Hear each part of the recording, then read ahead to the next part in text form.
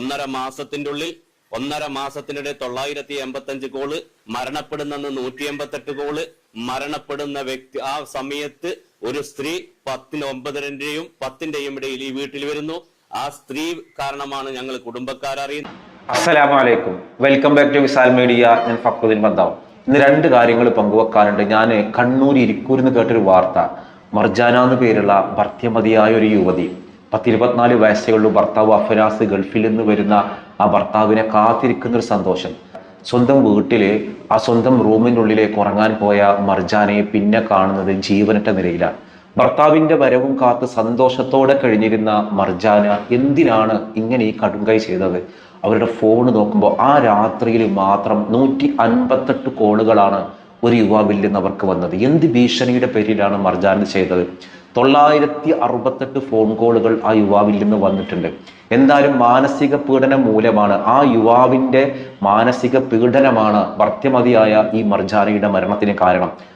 അത് കണ്ടെത്തണം എന്നാവശ്യപ്പെട്ട് ഈ കുടുംബം രംഗത്ത് വന്നിട്ടുണ്ട്. ഇൻഷാ അല്ലാഹ് അതിനെക്കുറിച്ച് പറയാനുണ്ട്. ആ കൂട്ടത്തിൽ നമ്മൾ ഇന്നലെ കേട്ട, നമ്മുടെ നാട്ടിൽ ഭയങ്കര മഴയാണ്. ഞാനിപ്പോൾ 2-3 ദിവസങ്ങളായിട്ട് കേരളത്തിലല്ല, ഇവിടെ തമിഴ്നാട്ടിലാണ്. ഇപ്പം ഞാൻ ഈ വീഡിയോ പറയുന്നത് പോലും തഞ്ചാവൂരിൽ ഞാനിപ്പോൾ താമസിക്കുന്ന ഒരു ഹോട്ടലിൽ നിന്നാണ് ഞാനിത് സംസാരിക്കുന്നത്. അപ്പോൾ നാട്ടിൽ ഭയങ്കര മഴയാണ്. കാസർഗോഡ് ഭാഗത്ത് 2 കുട്ടികൾ, 10-14 വയസ്സുള്ള 2 കുട്ടികൾ വീടിനടുത്തുള്ള മതിലിടിഞ്ഞ് മരണപ്പെട്ടു എന്നൊരു വാർത്ത. അബൂബക്കർ എന്ന് പറയുന്ന ഒരാളുടെ മക്കളാണ്.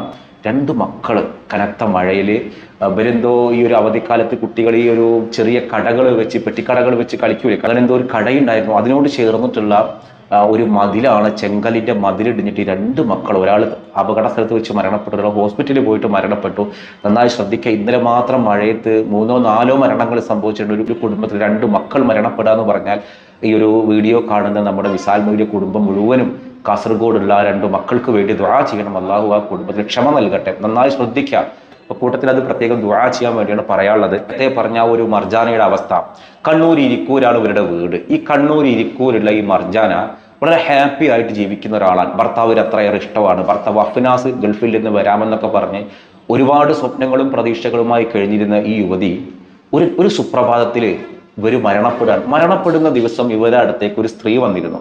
അത് ഇവരുടെ വീട്ടുകാർക്ക് വലിയ പരിചയമൊന്നുമില്ല, എന്തോ ഒരു പരിചയക്കാരിയാണ്, സുഹൃത്താണെന്ന് പറഞ്ഞ് വന്നിരുന്നു. ആ സ്ത്രീയുടെ വരവ് എന്തിനാണെന്നുള്ളതാണ് അന്വേഷിക്കുന്നത്. അതിലും വിഷയത്തിൽ ഇവരുടെ ഫോണൊക്കെ പോലീസ് കസ്റ്റഡിയിൽ എടുത്തിട്ട് വിശദമായിട്ട് പരിശോധിക്കുന്നുണ്ട്. കുടുംബം ആരോപിക്കുന്ന ഒരു വിഷയം, ഇരിക്കൂർ ഭാഗത്തുള്ളൊരു യുവാവ് ഇവർക്ക് നിരന്തരം ഫോൺ ചെയ്തിട്ടുണ്ട്. ആ ഫോൺ വിളികളിൽ സന്തോഷമുള്ള വിളിയല്ല, അതായത് ഈ ഒരു മർജാന എന്ന് പേരുള്ള യുവതി ഭർത്താവിനയച്ച സ്വകാര്യ ചാറ്റുകളും വീഡിയോസുകളും എങ്ങനെയോ ഇവന്റെ കൈകളിലെത്തി.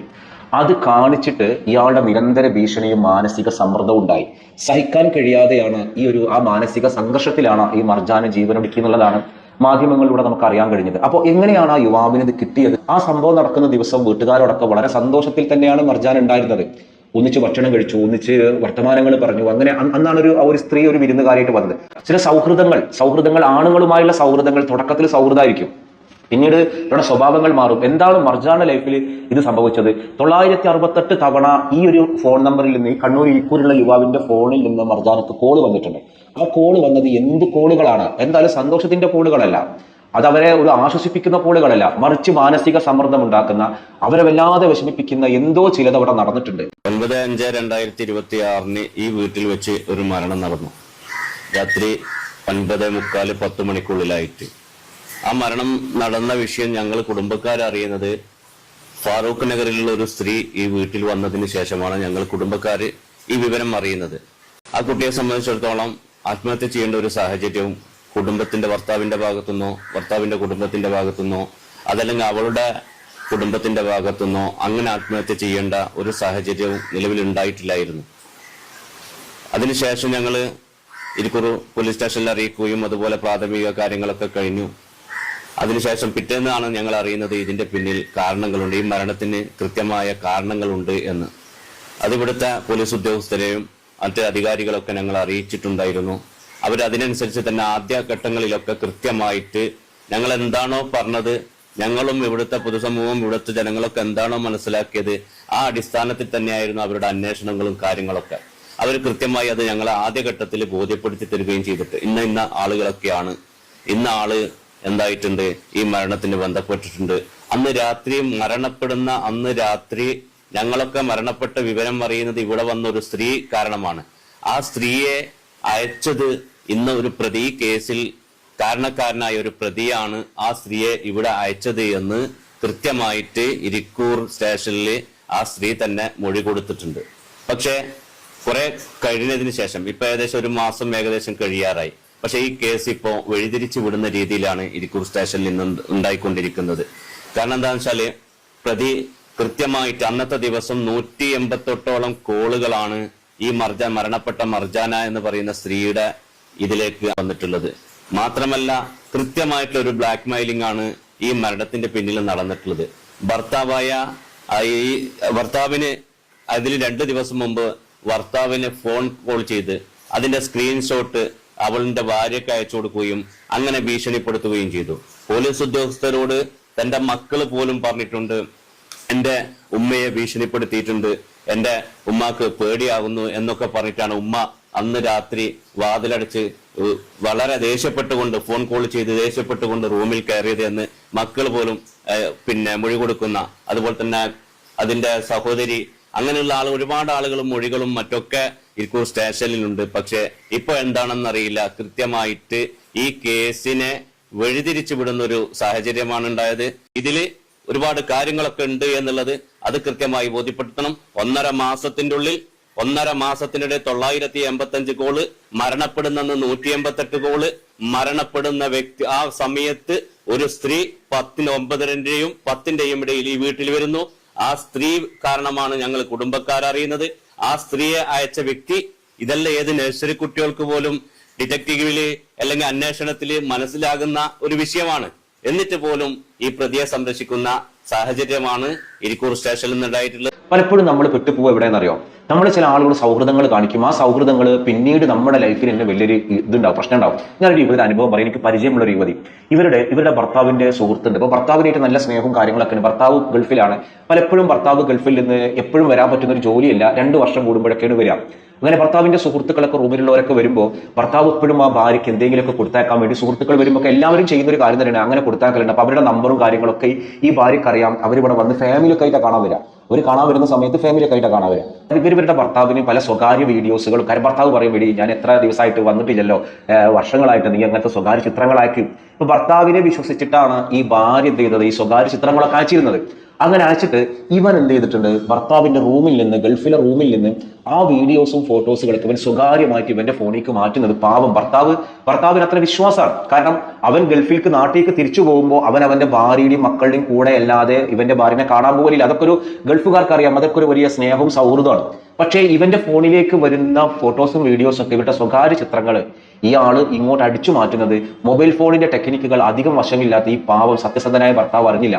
ഇവൻ നാട്ടിൽ ചെന്നിട്ട് ഒരു ദിവസം ഇതേപോലെ കുറച്ച് ബദാമും മുന്തിരിയൊക്കെ ഇവന്റെ വക തന്നെ ഇവന്റെ ഭാര്യയ്ക്ക്, ഞാൻ പറയട്ടെ, ഞാൻ കുറച്ച് സാധനങ്ങൾ മേടിച്ചിട്ടുണ്ട് മക്കൾക്ക് കൊടുക്കാൻ, സ്വീറ്റ്സ് എന്നൊക്കെയാണ് പറഞ്ഞത്. സ്വാഭാവികമായിട്ടും അതൊക്കെ ഒരു സ്വാഭാവികമായിട്ട് സംഭവിക്കുന്നതാണ്. നാട്ടിൽ പോകുമ്പോൾ ഭാര്യനെ കയറ്റി മറ്റവന്റെ വീട്ടുകാരെ കാണാൻ പോകും. അങ്ങനെ കാണാൻ പോയിട്ട് എന്ത് ചെയ്തു, ഇവൻ ചെറിയ കുട്ടിനേറ്റാണ് വന്നത്. അത് ഭാര്യ ഒന്നുമില്ല, ചെറിയ കുട്ടിനേറ്റ് വണ്ടിയുമ്പോൾ പോയി. കാരണം ഒരു കുട്ടിനേറ്റ് പോകണല്ലോ, അതാണ് അതിന്റെ ഒരു രീതി.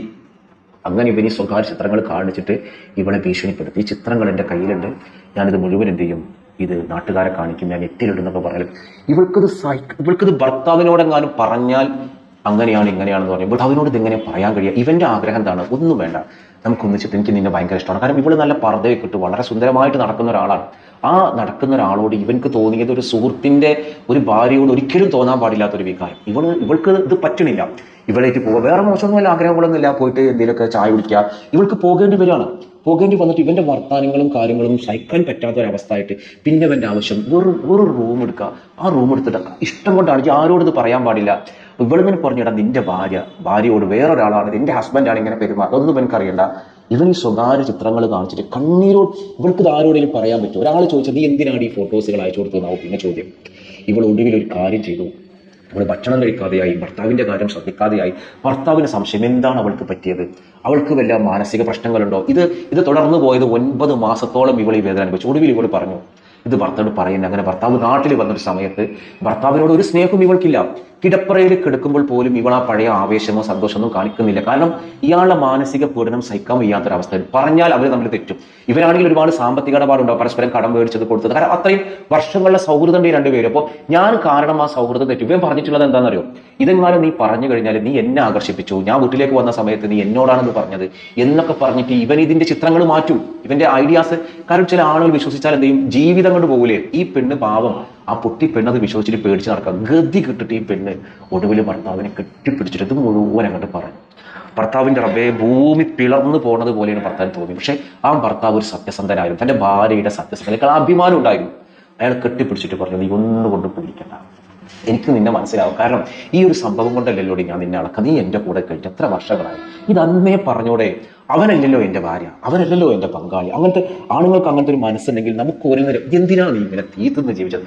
ആ ഭർത്താവിന്റെ ഒരു നല്ല മനസ്സും അത് തുറന്നു പറയാൻ കാണിച്ച ആ ഭാര്യയുടെ ഒരു മനസ്സും, അതുപോലെ ലൈഫിൽ നമുക്ക് തുറന്ന് പറയാനുള്ള ഒരു ചങ്കൂറ്റമുണ്ടെങ്കിൽ മാഷാ അല്ലാഹ്, ഇതുപോലത്തെ ചില സാഹചര്യങ്ങൾ, ഞാൻ ഇത് പറയാൻ കാരണം ഗൾഫുകാരായ ആളുകളുടെ ഭാര്യമാരെ നോക്കിയിട്ട് വലവീശി നടക്കുന്ന പല തെണ്ടികൾ, തെമ്മാടികൾ, ചതിയന്മാരുണ്ട്. ഇപ്പൊ നമ്മൾ ആ ഒരു സന്തോഷ്, അതേപോലെ ഹസീന ബീവിയുടെ കഥ കേട്ടില്ലേ? അവിടെയും ഒരു ചതിയൻ ഉണ്ടായിരുന്നു. അവരാണ് ആ ജീവിതം ഇല്ലാതാക്കിയത്. അപ്പോൾ മറ്റൊരാൾക്ക് വേണ്ടി നമ്മുടെ ലൈഫ് നമ്മൾ എന്ത് ചെയ്യും? നശിപ്പിക്കരുത്. എന്തുണ്ടെങ്കിലും നമ്മുടെ പങ്കാളിയോട് തുറന്നു, നമ്മൾ ട്രാപ്പിൽ പെട്ടാൽ നമ്മുടെ പങ്കാളിയോട് നമ്മൾ തുറന്ന് സംസാരിക്കണം. നമ്മളെ സ്നേഹിക്കുന്നവരാണെങ്കിൽ അവർ നമ്മുടെ കൂടെ ഉണ്ടാവും. പിന്നെ ബന്ധങ്ങളൊക്കെ ഭയങ്കര സുതാര്യമാക്കുക. നമുക്ക് പരസ്പരം ട്രസ്റ്റ് ചെയ്യാൻ പറ്റാത്ത ആളുകളോട്, നമുക്ക് വിശ്വാസത്തിലെടുക്കാത്ത ആളുകളോട് ബന്ധങ്ങൾ ഉണ്ടാക്കുന്നത്. എന്തുണ്ടെങ്കിലും ഹബീബായ റസൂലുള്ളാഹിനെ നമ്മൾ മനസ്സിൽ ഓർക്കുക. ഹബീബായ റസൂലുള്ളാഹിന്റെ കാരുണ്യം നമ്മുടെ ഉള്ളിൽ ഉണ്ടാവണം. ഇൻഷാ അല്ലാഹ് ഇതുപോലത്തെ ഒരു അബദ്ധങ്ങളിൽ നമ്മൾ പോയി ചാടരുത് എന്ന് ഓർമ്മിപ്പിക്കാൻ വേണ്ടിയാണ് പറഞ്ഞത്. എന്തായാലും ഇരിക്കൂരുള്ള ആ യുവതിക്ക് എന്താണ് സംഭവിച്ചത് കണ്ടെത്തേണ്ടതുണ്ട്. കൃത്യമായിട്ടുള്ള അന്വേഷണം നടക്കണം. കുറ്റക്കാർ ഒരു നിലക്കും നിയമത്തിന് ഒരു ആനുകൂല്യം കൊടുക്കരുത്. അവർക്ക് തക്കതായ ശിക്ഷ കിട്ടേണ്ടതുണ്ട്. അപ്പൊ ഞാനിന്ന് ചോദിക്കുന്ന ഒരു ചോദ്യം, ഒരു മലയാളത്തിന്റെ ഒരു പ്രിയ നടൻ ഇന്നലെ അന്തരിച്ചു. അദ്ദേഹത്തിന്റെ ഫോട്ടോയാണ് നമ്മൾ ഈ കാണുന്നത്. അദ്ദേഹത്തിന്റെ പേരെന്താണെന്നുള്ള ചോദ്യം. അദ്ദേഹത്തിന്റെ പാവം അമ്മ, അച്ഛൻ വളരെ പാവപ്പെട്ട കുടുംബമായിരുന്നു. അതിന് അച്ഛൻ ഒരു മതവിശ്വാസി ആയിരുന്നില്ല. അതുകൊണ്ട് മകൻക്ക് പേരിട്ടത് പോലും ഒരു മുസ്ലിം പേരാണ്. ഒരു മുസ്ലിം പേരാണ് ആ മകൻക്ക് പേരിട്ടത്. കാരണം ജാതി മത ഇതിലൊന്നും വിശ്വാസം ഇല്ലാത്ത ഒരു തികഞ്ഞ മതേതരവാദിയായിരുന്നു. അപ്പൊ ഇന്നലെ അന്തരിച്ച ഭയങ്കര ഒരു ചിരിമണവാളനാണ്. അപ്പൊ ഈ ഫോട്ടോയിൽ കാണുന്ന ആ ഒരു മലയാളത്തിന്റെ പ്രിയ നടന്റെ പേരെന്താണെന്നാണ് ചോദ്യം. ആ ഉത്തരവാണ് നിങ്ങൾ കമന്റ് ചെയ്യേണ്ടത്. മറ്റൊരു ദിവസം മറ്റൊരു വീഡിയോയുമായി വീണ്ടും കാണാം.